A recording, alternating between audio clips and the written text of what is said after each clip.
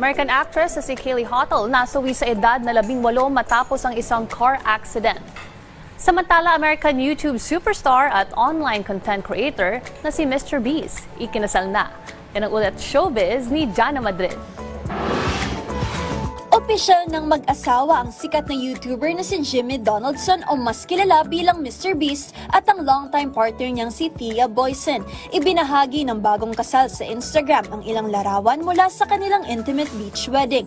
Nilagyan ito ng caption ni Mr. Beast na I found Mrs. Beast and it was the best day of my life. Nagsimula ang kanilang love story noong 2022 matapos silang ipakilala ng isang mutual friend sa South Africa, ang bansang pinagmulan ni Thea. Makalipas ang ilang taon, inanunsyo nila ang kanilang engagement noong January 2025. Matatandaang nitong June, gumawa rin ng kasaysayan si Mr. Beast bilang kauna-unahang YouTube creator na umabot sa 500 million subscribers. Bilang pagkilala, ginawaran siya ng YouTube ng isang espesyal na play button.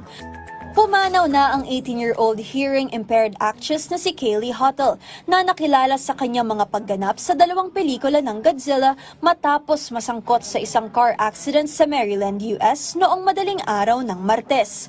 Ayon sa Frederick County Sheriff's Office, sakay si Hottle ng isang 1995 Honda Accord kasama ang dalawa pang katao nang mawala ng kontrol ang sasakyan, lumihis sa kalsada at bumangga sa isang kanal.